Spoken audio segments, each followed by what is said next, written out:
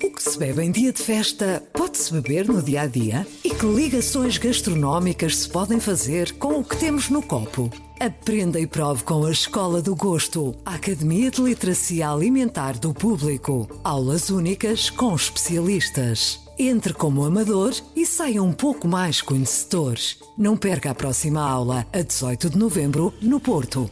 Os lugares são limitados. Inscreva-se já em público.pt. Este é o Poder Público, a semana em debate pela secção de Política do Público. São José Almeida, Maria Lopes, Marta Meitinho Oliveira. Eu sou Helena Pereira e vou estar a conduzir o Poder Público esta sexta-feira, dia 16 de junho. Esta semana tivemos a ronda de audições na Comissão Parlamentar de Inquérito da TAP com o Secretário de Estado Hugo Mendes, com o ex-ministro Pedro Nuno Santos e o atual Ministro das Finanças, Fernando Medina. Falou-se também de botânica, como disse o Ministro João Galamba no 10 de junho, refirma o discurso de Marcelo Rebelo de Sousa sobre a necessidade de se cortar os ramos mortos para não afetar toda a árvore. Foi uma semana agitada em que houve ainda insultos racistas ao Primeiro-Ministro António Costa em peso da régua. São José, começando por ti e pela Comissão de Inquérito da TAP. Na semana passada dizíamos aqui que a audição de Pedro Nuno Santos, a da semana passada, tinha sido fácil e que esta semana é que era difícil. E o que eu pergunto é, foi difícil? Passou no teste? O ex-ministro admitiu alguns erros, mas foi dizendo que se tinha admitido e, portanto, que já tinha pagado um preço por isso. Segue em frente? passar no teste, eu acho que ele passou. O que mais me surpreendeu até foi a capacidade que ele teve de reconhecer os erros e de assumir aquilo para que não tem explicação, que é porque raio é que ele se esqueceu que tinha autorizado o pagamento, não é? Como é que uma pessoa toma uma decisão daquelas e depois esquece, e só porque a presidente da Comissão Executiva da TAP falou, disse que tinha documentos, tinha provas, e ele começou a pensar que provas são essas, lembrando que foi à procura e encontrou lá o WhatsApp. Isto parece absurdo, não é? Aliás, ele mesmo diz que a mentira é mais convincente do que quer dizer, do que a verdade, que é a verdade dos factos que ele relata. E provavelmente muita gente nunca irá acreditar que isto foi assim, não é? Mas a seriedade com que ele e a franqueza com que ele diz isto ajudam à sua reabilitação. Porque não é muito normal, não é? Um político falar assim. É, quer dizer, ele no fundo faz figura, para todo o homem é assim tão distraído, pode ser governante, uma pessoa esquece de uma coisa destas. Pronto. Agora, ele ali também mostrou outras coisas bastante interessantes, características, que é distribuir responsabilidades por várias pessoas, não é? Alexandre Reis é que tinha que saber que tinha que cumprir lá as regras do Estatuto do Gestor Público, e ela é que tinha que saber que tinha que devolver, isso não é trabalho do Ministro. A presidente lá da Comissão Executiva da TAP é que tinha que saber como é que o negócio estava a ser feito e se era legal ou não era legal, que não era o Ministro que tinha que supervisionar essa negociação. E também tem uma parte muito interessante, que é para mim muito interessante e que é importante para a credibilização dele, mesmo dentro do PS, e para afirmar uma imagem de líder, de homem com capacidade de liderança, é a forma como ele defendeu os seus, não é?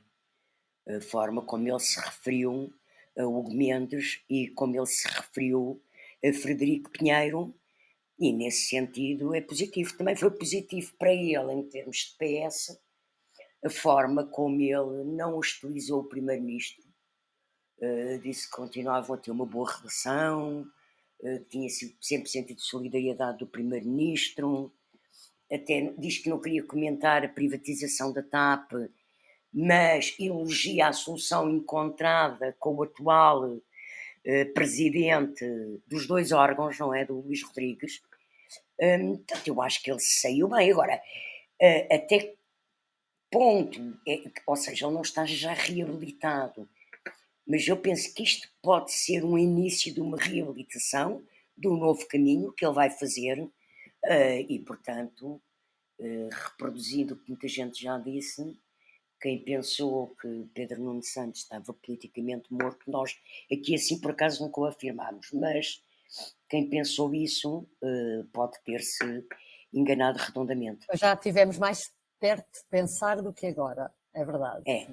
Céu, tu estiveste a acompanhar a audição de Fernando Medina e realmente pegando aquilo que o Sr. José estava a dizer da forma como Pedro Nuno também protegeu o Primeiro-Ministro e eu parece-me que, e hoje também vimos isso com Medina, também o discurso de Medina muito articulado com o Pedro Nuno Santos, ou não? Depois de tudo aquilo que inicialmente se previa. Eu não diria articulado com Pedro Nuno Santos. A audição está a meio, está mesmo a meio, ou seja, foi feita a primeira ronda e os deputados estão agora a iniciar a segunda ronda, que tem menos tempo e já não é pergunta-resposta com o ministro. Eu não diria que a estratégia estava ali ao lado ou aliada com o Pedro Nuno Santos. Na verdade, quem teve uma estratégia muito oleada um com o outro foi Pedro Nuno Santos e Hugo Mendes. Porque, na verdade, a intervenção de Pedro Nuno Santos e a de Fernando Medina, neste caso, quase não se cruzam. Ou seja, quando Fernando Medina chegou a Ministro das Finanças, a Alexandra Reis já estava na nave, já tinha sido convidada para a nave pelo gabinete do Ministro das Infraestruturas. Portanto, há aqui poucos pontos de contacto entre os dois nas questões que estão a ser debatidas, tanto que o Fernando Medina foi questionado sobre o convite que fez a Alexandra Reis para ser sua secretária de Estado do Tesouro e sobre as questões que envolveram a demissão da CEO e do Chairman, que já foi este ano. Já Pedro Nuno Santos não era ministro, quem era ministro era João Galamba. Portanto, não há aqui um lado a lado ou até Pedro Nuno Santos contra Medina. Durante a audição, aliás, só houve um partido a questionar se por acaso estas confusões na TAP não eram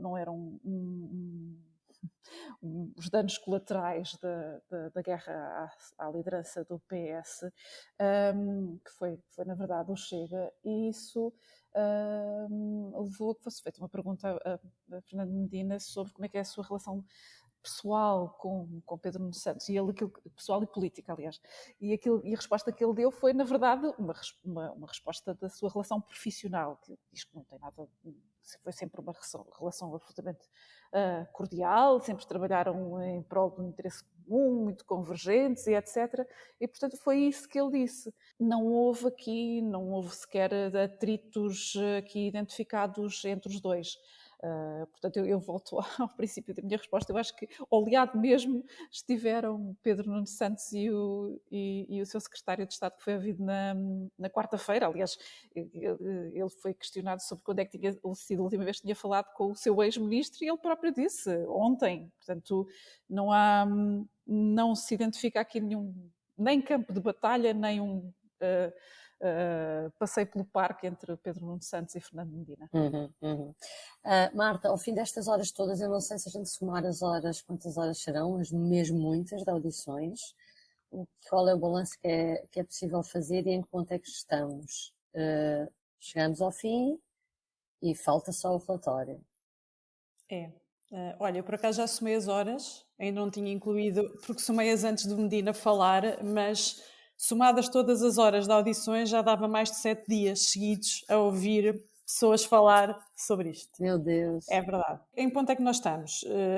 Para o comum dos mortais, digamos assim, parece que isto acaba agora, mas isto de facto não acaba agora, porque agora vem um relatório que basicamente está dividido em 3 partes. Já vai ter uma parte que é descritiva do que aconteceu até agora, depois tem uma parte de conclusões e uma de recomendações. Esse relatório depois tem que ser aprovado, pode haver propostas de alteração dos partidos também, portanto ainda há aqui uma parte de negociação que pode ser interessante ao nível das conclusões que ficarão ali no relatório expressas e que depois servem também para as recomendações, e isso pode ser interessante, nomeadamente que recomendações é que ficam sobre, por exemplo, a gestão interna da TAP, as regras de protocolo da relação entre a gestão política e a gestão dentro da TAP, eu acho que essa parte pode ter algum interesse. Depois, a nível político, o Primeiro-Ministro prometeu-nos que, pronto, faria uma avaliação no fim sobre consequências políticas a retirar. Nós não temos a certeza que haverá alguma consequência política, além daquelas que já são conhecidas agora, e que algumas delas até ocorreram mesmo antes da comissão de inquérito arrancar, porque a comissão de inquérito foi aprovada em fevereiro, se não me engano, e antes disso já tinha havido várias demissões, a Alexandre Reis, o Pedro Nuno Santos, o Mendes, já tinham saído nessa altura dos cargos que tinham, das funções que tinham. Mas a parte da dimensão política, de consequências políticas que podem ser retiradas, é uma incógnita neste momento, nós ainda não sabemos exatamente o que é que vai acontecer, e depois há uma outra parte que, a nível de próximos passos, pode ainda vir a trazer novidades que ficaram aqui em aberto. Nós não sabemos, por exemplo, ainda se o Tribunal de Contas vai ou não chegar à conclusão que são atribuídas responsabilidades financeiras à ex-CEO da TAP e ao ex-chairman da TAP. Nós não sabemos se Christine Urmier Weidner, disse bem, acho eu, se ela de facto avança, porque não há notícia concreta de que o processo de entrada nos tribunais por causa da demissão, se de facto ela entra ou não com o processo e que conclusão é que isso terá. E portanto há aqui ainda muita coisa em aberto, ou seja, o caso da CPI e o caso da indenização abriram aqui uma série de frentes para os próximos tempos, e visto que isto envolve tribunais, se calhar anos, que vão além só da dimensão política e das consequências políticas, que nós todos perguntaremos a António Costa o que é que ele fará, não é? E portanto isto ainda tem aqui muito pano para mangas, digamos assim, nos próximos tempos. Deixa-me só dizer uma coisa. Em termos de consequências políticas, nós já escrevemos que não há remodelação agora por causa disto. Ou seja, quem admitisse ainda que João Galamba poderia ser demitido no final da divulgação do relatório, só se alguma coisa muito grave fosse de novo revelado, ou algo novo de grave fosse revelado, é que haveria remodelação. Portanto, consequências políticas pode haver ao nível da organização dos gabinetes ministeriais, ao nível das cautelas que se deve ter e não ter, mas não estou a ver, quer dizer, de acordo com as informações que tivemos, não. Eu também acho que se não aconteceu naquele momento, também acho que dificilmente... eu acho que acordamos um dia e temos uma remodelação sem dar por isso. Não, porque... nunca aconteceu. Não, houve lá, Helena. Não, mas eu digo uma remodelação à costa, que é uma coisa pequena, não é? Essa coisa grande há décadas. Não, Helena, não, porque se tu leres a notícia vais perceber, não vale a pena agora aqui estar a repetir os argumentários. Mas explica, sim, quem nos está a ouvir. Explica a quem nos está a ouvir. E quem o argumento é o que estava a dizer a Marta, é uma questão de coerência. Se ele segurou o Galamba até aqui, se construiu toda uma narrativa sobre a atuação do SIS até aqui, não vai agora desdizer-se a si mesmo e demitir agora o Galamba quando ele acha que o SIS agiu bem, quando ele achou que o ministro não devia demitir-se quando o presidente exigiu por causa disto, e portanto não vai agora dar o dito por não dito, o que não quer dizer que não vai haver remodelação, haverá, mas nós até escrevemos o calendário temporal em que isso será possível, mas andando em frente, vai. Sim, mas não será desencadeada agora... Sim, não será agora, não. São 3 meses, ou depois do Orçamento de Estado, plausível, ou antes, na altura do Congresso do PS, antes das Europeias, ou mesmo só depois das Europeias, que era o plano inicial que havia. O clássico. Mas pronto. Olha, e pegando nesse SIS agiu bem que António Costa defende, tinha aqui outra coisa que eu gostava de perguntar, São José, que é o PSD. O PSD votou a favor da Comissão Parlamentar de Inquérito às Secretas. Já se percebeu que isso causou muito mal-estar. Paulo Mota Pinto, líder parlamentar, ex-presidente da Comissão de Fiscalização das Secretas e ex-juiz do TC, deu uma entrevista ao Público Renascença, quase a chamar populista a Luís Montenegro. Houve 10 deputados que Houve disciplina de voto e foram obrigados a votar a favor, mas que depois apresentaram declarações de voto. O Paulo Mota Pinto até faltou, porque não queria votar contra a sua consciência.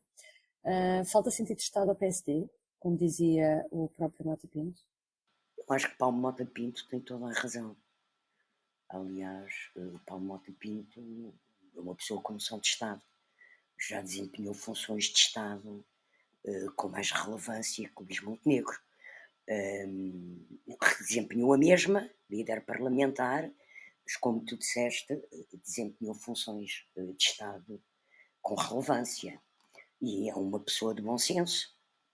E é evidente que esta decisão do Luís Montenegro de votar a favor ou de viabilizar a hipótese, é evidente que o PS não ia deixar, mas viabilizar a proposta do Chega e da IEL de uma comissão de inquérito aos serviços secretos é um disparate. Primeiro porque o colo lá atrás do Chega e da IEL. Portanto, continua a ser o Chega a ter iniciativas e a IEL a ter iniciativas, e o Montenegro agradece, diz que sim e põe-se ao lado. Pronto. E depois, porque de facto uma comissão de inquérito aos serviços secretos, eu lembro, muita gente tem falado nisto, mas mesmo quando houve aquele caso do espião e houve aquelas, todas as trapalhadas, em 2 ou 3 momentos, grandes trapalhadas com o SIS. Grandes trapalhadas. Casos genuinamente graves. Graves, sim. E nunca ninguém se lembrou de propor uma comissão de inquérito aos serviços secretos. Porque se eles são secretos, secretos são. Quer dizer, há formas há formas de fiscalizar o SIS e de atuar em relação ao SIS que estão estipuladas na lei, que não é. Então, porque o que é que nós íamos saber de uma comissão de inquérito que tinha que ser secreta e de que não se pode saber nada? Quer dizer, é um contrassenso. A sério, eu não consigo perceber porque é que Montenegro não se equilibra e não se autonomiza em relação ao Chega e a ele, não percebo. Olha, tu vês as sondagens, não é? Ainda o Expresso hoje traz uma sondagem em que o PS já deu a volta, já está outra vez à frente do PSD. O PSD não sai dos 30%, está ali assim. Portanto, não sei, não consigo perceber o que é que se passa com o PSD. Ultrapassa-me a falta de estratégia perceptível para o eleitorado. Ultrapassa-me. Céu, ias dizer? O PSD tem sempre dito que não está fora de questão fazer a sua própria proposta de comissão de inquérito aos serviços secretos. Portanto, eu vou ser muito sincera, eu espero que eles não caiam nesse erro de proporem uma comissão de inquérito potestativa, porque não faz, enfim, acho que politicamente não faz qualquer sentido. Mas não sei se ainda não irão cair nesse erro, nessa ânsia de corrida com o Chega e com a IEL. Entretanto, Marta, houve o 10 de junho, em peso da régua, Marcelo Rebelo de Sousa fez um discurso a apelar à União e usou uma metáfora sobre a poda e a agricultura, em que disse que é a altura de cortar os ramos mortos para não afetar a árvore toda. Estava ou não a falar de João Galamba? Olha, isso é um bocado impossível saber o que é que se passa na cabeça do presidente, mas aquilo fez-me lembrar um bocadinho aquelas cenas que acontecem nos filmes americanos, em tribunal, em que um dos advogados faz uma alegação e o juiz diz que ele não pode usar essa prova em tribunal, mas já está dito, portanto. E fez-me um bocadinho lembrar isso, que é, ele disse, no outro dia, veio corrigir e dizer que a leitura não era aquela, não estava a falar de nenhum caso específico, mas aquilo na verdade já está dito e, portanto, fica um bocadinho colado, acaba por ficar colado, as pessoas não se vão esquecer disso. Embora eu acho que aquela frase pode ser recuperada várias vezes ao longo do tempo por Marcelo Rebelo de Sousa em relação ao governo, para vários assuntos, e em relação até àquilo que nós falávamos há pouco do desejo ou não, ou da necessidade ou não de haver uma remodelação um bocado mais alargada no governo, que refresque o governo e que permita o governo ter uma força diferente. Portanto, a frase se calhar vai ser usada para outros assuntos, até nomeadamente para a questão quando Marcelo disse que não dissolvia o Parlamento e que ia estar mais atento e que ia estar mais em cima do que o Governo está a fazer, o Governo tem uma maioria absoluta e, portanto, tem todas as possibilidades para poder fazer reformas estruturais, eu sei que eles não gostam desta expressão, pronto, reformas importantes para o país e portanto, tem toda essa... Pode usar todos esses instrumentos para as fazer.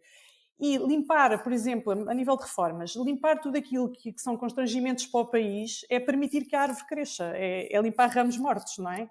É um dos exemplos que têm sido mais dados até em relação a isso, é a questão das ordens profissionais, e que é uma questão que está em curso, que é vista como uma lei que causa constrangimentos no mercado de trabalho, impede a árvore de crescer, lá está. Portanto, essa frase aplica-se, é uma boa frase, é uma boa metáfora. Mas essa lei já foi alterada. Não, sim, eu sei, está em curso, sim. E portanto eu acho que, mas pronto, mas não, acho que não se vai, se ele não tinha a intenção, pareceu. Sim. Nessa ocasião, António Costa também foi alvo de cartazes violentos por parte de uma manifestação de professores e foi alvo também de insultos. Segundo o Expresso, houve professores que o chamaram de preto e de monhé, e foi por isso que Costa se virou contra os manifestantes, acusando-os de racismo. Houve partidos da oposição, por seu lado, a acusar Costa de se vitimizar. Marcelo disse até que só se ofende quem se deixa ofender. Céu, o que eu te pergunto é, mas Costa devia ter ficado calado? Bom, eu vou fazer aqui um ponto prévio. Eu não sei se a maior parte das pessoas teriam o estômago para aguentar tudo aquilo que alguns políticos aguentam, seja ou não válido aquilo que ouvem e as fotografias que veem de si próprios nas ruas e nos cartazes, como neste caso com o focinho de porco e os lápis espetados nos olhos. Aliás, o Primeiro-Ministro já uma vez num debate quinzenal tinha desvalorizado essa ideia dos cartazes e até o fez também numa entrevista há pouco tempo a dizer se eu gosto de me ver aí na rua com os lápis ou canetas espetados nos olhos, claro que não gosto. E, portanto, eu às vezes há algumas coisas que, até mesmo que se ouvem muitas vezes na rua, em campanha, eu tiro o meu chapéu porque ser político, apesar de tudo, também é preciso, para ser político, apesar de tudo, também é preciso ter alguma paciência e alguma ou grande capacidade de encaixe. Eu acho que o Primeiro-Ministro, aquela reação que teve foi uma reação, se calhar, espontânea, de alguém que faz umas centenas de metros naquela avenida, pressionado por aquele grupo, por aquele barulho, enfim, acho que não te posso dizer se ele fez mal ou fez bem, eu acho que foi uma reação de se calhar de já não aguentar mais. Mas o que eu queria dizer também sobre isso é que o Presidente disse que não, sobre os tais cartazes que ele não ofendiam, porque também se viu lá e o que ele dizia era que não ofende quem quer, ofende quem pode. Eu acho que isto também há aqui um recado, não é? Que é, os professores se calhar estão a ofender porque continuam há muito tempo sem ter respostas. Se deveriam usar este nível de linguagens e de imagens, bom, eu acho que não. Eu acho que há aqui uma clara degradação do discurso político. Até a FENPROF, que pelos vistos a que pertence o autor dos cartazes, mas até a FENPROF, que tem tido, enfim, que é subejamente crítica do governo, até a FENPROF se demarcou deste estilo de manifestação e deste estilo de protesto. Enfim, não sei até que ponto é que isto não é o início de um outro estilo de contestação, que como cidadã... A FENPROF foi rápida, mas o STOP parece que teve ali alguma dificuldade. Pois, é impressionante em reagir a isso. Do STOP nós já esperaríamos. Quer dizer, digo eu, pelo que tenho lido de ligações dos seus dirigentes e até mesmo do tipo de discurso que às vezes fazem nas manifestações. Portanto, respondendo à tua pergunta, não, acho que se calhar o Primeiro-Ministro fez bem em não ficar calado, porque os termos que se ouviram ou que se leram, que o Expresso falou, acho que não são admissíveis de facto. Deixa-me só dizer-te uma coisa sobre esta questão que a senhora estava a dizer, do novo tipo de linguagens e de protestos. É evidente que os cartazes são racistas, que os cartazes são insultuosos. Mas para mim o pior até daqueles cartazes é o apelo à violência, que comportam lápis enfiados nos olhos a cegar uma pessoa. É um crime, é violência. E professores que são supostamente serem, ou é suposto serem na sociedade, referências que formam os cidadãos da amanhã, eu acho isto gravíssimo, gravíssimo. Estão a ensinar os alunos a furar olhos com lápis? Olha, Mas eles quantos próprios alunos, porque Isso. têm uma má nota, não Exato. se lembrarão também de fazer um cartaz com o professor com lápis furar olhos? Não, é mais do que isso. Os próprios professores queixam-se dos inúmeros casos de pais e alunos que os insultam, que os agridem. Sim, e eles pois. próprios, não é? Eles Portanto, próprios eles agora queixam disso. aderiram também. Pronto. Não é um bom exemplo que dão. Eu sei que isto é meia dúzia de pessoas, Certo. mas caramba, os cartazes passam Mas- na televisão em manifestações tiveram onde estão os professores. Tiveram muita visibilidade. Quer dizer, tivemos isto durante 2 dias, toda a gente a falar disto, não é? E as Mas eu imagens acho são que impactantes. envergonharam muito os professores também. Sim, Acredito que sim. Aliás, quem sabe mal disto é os professores. Sim, sim. Para terminar, vamos à nossa ronda de públicos e notórios. São José, começa tu. Olha, eu quero dar os parabéns à Presidente do Parlamento Europeu, que está em Lisboa hoje, e que foi ao Parlamento Português fazer um discurso e debater com os deputados portugueses, e dou-lhes parabéns porque ela criticou as políticas anti-imigrações xenófobas e racistas de André Ventura, assim como aconselhou Paula Santos, líder parlamentar do PCP, a ir a Kiev conversar com os ucranianos, que é uma forma de começar a estabelecer a paz. E que foi o que ela fez, que foi ao Parlamento da Ucrânia, e tiro-lhe o chapéu, grande nível. Eu acho que ela Grande deve nível. fazer isso aos vários países que tenham partidos comunistas. Ela deve ir preparada para dizer essa. Grande nível, sim senhor. Marta, e tu, o que é que trazes? Olha, eu também trago uma espécie de parabéns à CPI. Ai, meu Deus! Parabéns. Apesar de ainda não ter terminado, calma lá, isto o relatório ainda pode trazer surpresas, mas pelo seguinte, porque a CPI, embora nós já saibamos agora muita coisa, é um instrumento, as comissões de inquérito permitem um manancial de informação enorme, os deputados que passam por ali ficam com uma preparação enorme sobre aquele assunto e eu acho que um dos bons exemplos que é um bom exemplo do Parlamento e acho que um dos melhores exemplos que ilustra isto é uma coisa que Fernando Medina disse hoje, que o Ministério das Finanças enviou para a CPI mais de 1000 documentos. E isto dá para perceber a dimensão do trabalho que os deputados têm, a informação a que eles têm acesso e as horas que eles passam a queimar pestanas, a ler coisas para poder fazer as perguntas e, portanto, para mim já estão de parabéns. Céu, diz-me, também trazes parabéns? Não.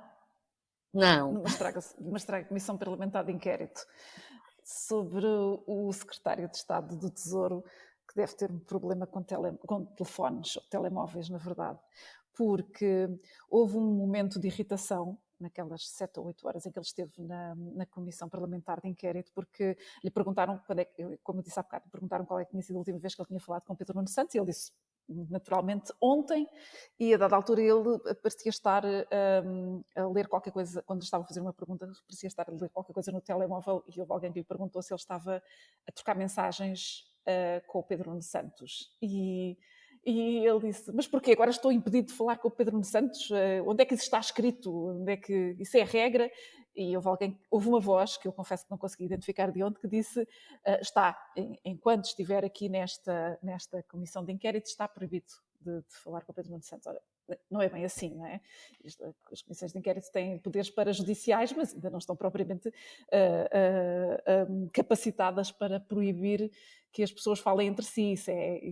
A proibição de contactos isso é uma decisão de um juiz no âmbito do processo judicial, enfim, criminal.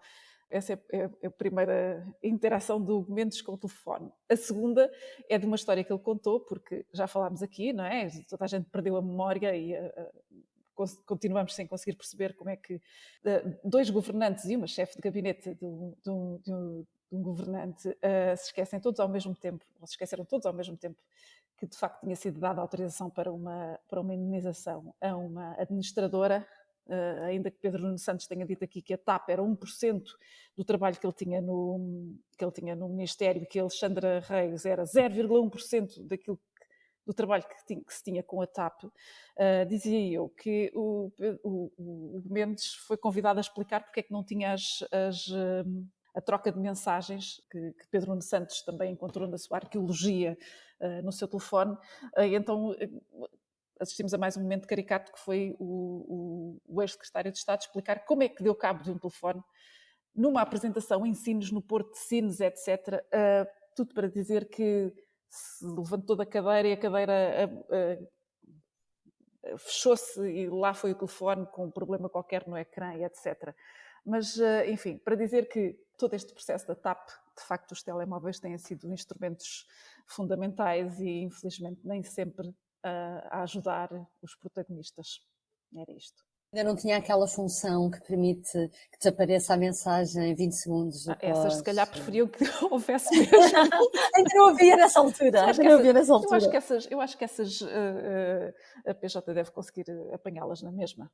Não parece que aquilo seja completamente destrutível como no James Bond. Exato. Bom, ficamos por aqui. Obrigada por nos ter acompanhado. Até para a semana. Até para a semana. O público fica no ouvido. O que se bebe em dia de festa pode-se beber no dia a dia? E que ligações gastronómicas se podem fazer com o que temos no copo?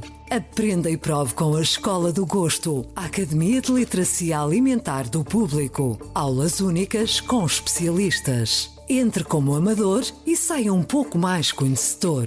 Não perca a próxima aula, a 18 de novembro, no Porto. Os lugares são limitados. Inscreva-se já em público.pt.